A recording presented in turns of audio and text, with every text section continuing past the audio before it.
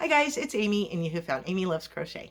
Thank you so much for your time. I always appreciate when you click on my videos. I have a project that I failed on the first time and it sat here giving me side eye until I decided to pick it up and try again. And I tried a different method this time and it actually worked. Guys, I'm going to jump in here, interrupt myself and jump in here real quick with a happy mail. I am so super excited to take a look at this yarn. I couldn't wait. And so I wanted to go ahead and throw it into the very next video that I had that was going to get posted. So Kayla from Kayla Makes It, thank you so very, very much. I am so excited to take a look and see what you've sent to me. This is from Stony Creek yarn. And I'm really excited. I did open it just a peek to feel around for an invoice and make sure that it was from Kayla. And but I haven't seen the yarn yet, so I'm going to see it with you for the very first unveiling of the yarn right now. So rip into this. Hopefully it's not that loud. Here's my invoice. And oh, Kayla, this is gorgeous. Look at all the color in here. All this blue and yellows and specks of different greens and some purples. Oh my goodness, this is really, really pretty. Thank you, Kayla. You did not have to do that. It's called Bog Stemp. It is Stony Creek yarn. It is a merino DK, 100% superwash merino wool, and it is 100 grams. Thank you so much, Kayla. What does that say? Bog stamp? Bog? Let me get it in there. It's gorgeous. Whatever the name of it is, it's absolutely gorgeous. Kayla, thank you so much for thinking of me. You didn't have to do that. I appreciate you so very, very much. Thank you. Okay, now on to the video. I cannot find the video that I worked from.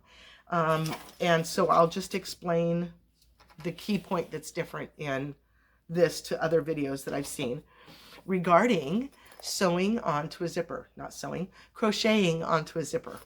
Now, I showed you this before.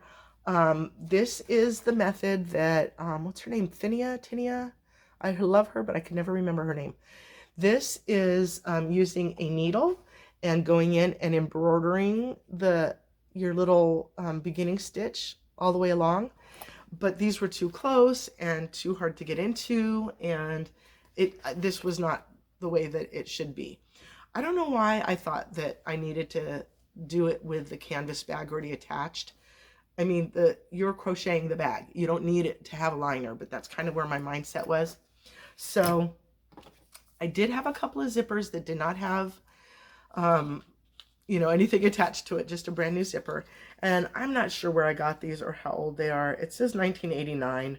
So I don't know if these came from my mom's things or if they came in some sort of a grab bag that I got somewhere along the line. But here's another one that I have that's available to use. And it's stapled, so I don't want to rip it off, but it tells you how to use your sewing machine or how to use the zipper anyway, how to sew it on her. Anyway, so here is what the difference is. Now, my project, it took a 2mm hook to sew your beginning rows in, your beginning stitches. And then after that, you continue with a D 3mm hook. So it was very, very small hook usage. And to poke this through, yes, it could poke through the fabric of the side of the zipper, but I had to poke it through hard and my finger got to be very, very sore. So I don't know if I might try a different hook. Maybe this one, if I used one that had a pointier tip, it would go through easier. Therefore, I wouldn't have to push as hard and therefore not tender my little finger. But anyway, what you do is you push in the crochet hook here and then crochet around this. And then scoot over and crochet around this and scoot over and crochet around this. So, excuse me. So you're actually working from the zipper here and then working your way up. And I did this in the moss stitch, and I wish I had all one skein to use for the whole thing. I clearly had some scraps that were involved somewhere along the lines, and that's why it's pulling differently. Now I did want to mix and match some colors, so I put the rest of that bright citrus. My colorways are River Run is this one with all the great main colors in it. And then this one is the citrus that I had just a little bit. I don't know, I didn't use the whole rest of it on that. And then this is called Dark Denim. But I don't know how, so when I started to sew it onto here, it felt really good. I felt like I was getting the project that I wanted to, except can you see how the zipper sits up higher than the project? Like I kind of wanted it to end up like this kind of, you know, where the zipper's a little bit recessed, and I don't know how that was going to happen. So I'm not pleased in that the zipper stands up tall like that. So I'm like, okay, so that was kind of big for like a coin pouch.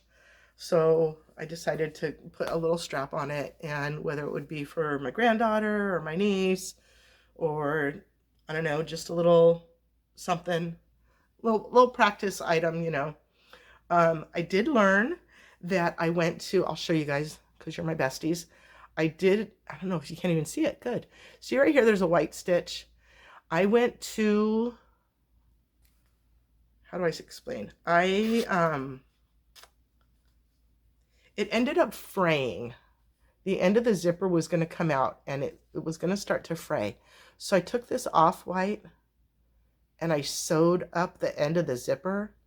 So I don't know if I did something wrong with the zipper. I don't know if the blue stitches were too close and it unraveled at the edges. See here? It's like, well, that's the yarn. But that white material, it like, I think I went too close to the edge is what I'm trying to say. So I learned for next time that I would need to come in more, because I still have plenty of room. I could have scooted my stitches up a lot closer to the zipper. But again, so you're running in this direction. And I was already working on moss stitch things recently, so I decided to go ahead and throw the moss stitch into this, thinking it would give a lot more you know, solid fabric than anything. You know, I didn't want any holes in there, like just with single crochets. So at least with a moss stitch, it kind of gives you that offsetting, kind of upside down, whatever. So that was kind of something that, you know, when you feel like you failed at it, but you really, really, really want to get this down, and then it kind of turns into something different. So much for a change purse, you know. I'm going to have to find those small zippers. I was like kind of looking on Amazon, and I'm funny because I would rather, you know, I do,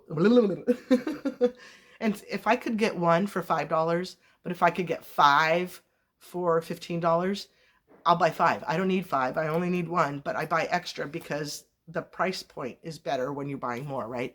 So that's kind of something that I need to do better about, not overbuying. So I see these zippers that I'm looking for, and they're like a bulk of 100. I don't need 100 zippers, but the price point is so much better than if I just buy 1 or 2 zippers. So I'm going to need to wrap my head around that somehow. So that I was super excited about. I really wanted to conquer the zipper thing, and I think that I have. So I tried to find the video that I watched. I couldn't find it. I don't know what happened to it. It's supposed to stay in your history, right? But I wasn't able to find it again. So sorry about that. But another couple of things that I have, like sort of just catch up things. And this is kind of onto what I was just speaking about, buying in bulk when I really don't need. I wanted to get some safety eyes. I'm really not one to do amigurumi because like the faces just freak me out. I can't do faces very good. I always think that they look horrible, and maybe if I just had some safety eyes.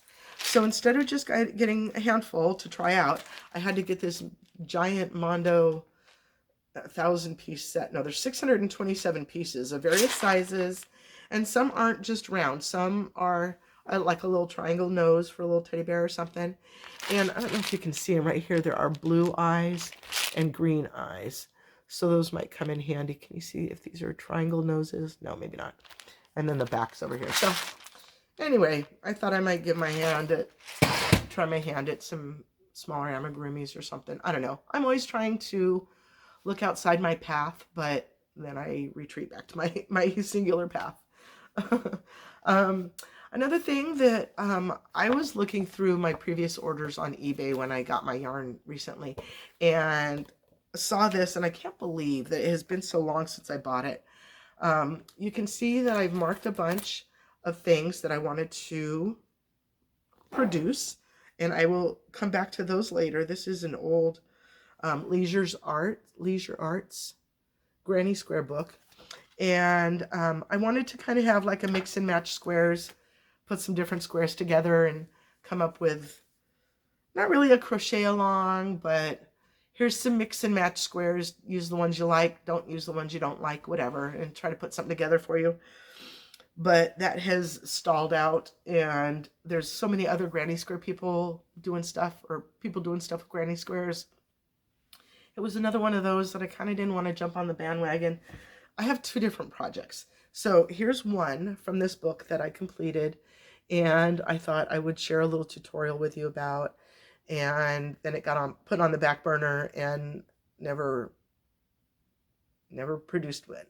So I am looking forward to sharing this. It's a very simple little pattern, and I think that Granny Squares, they're just so versatile. Wanting to make up some different squares and put them together is a little bit harder than you might think, because they're not always the same size. You know, you think that your squares should be the same size. So here is a whole nother grouping of ones that I've been making up from this other book. I bought two books at the same time. And this one is called 100 Colorful Granny Squares to Crochet. So you can see all the different tabs that I've marked, as well as when I bought it, it had this yellow marker post-it note is not mine. So whoever owned it before had marked some as well. So I kind of feel like even if I didn't like the looks of that one, to maybe challenge myself to do one that she wanted to do instead. All right, guys, that's my video for today. I hope you enjoyed sitting with me. Have a wonderfully blessed day, and please come back and see me again. Thank you. Bye-bye.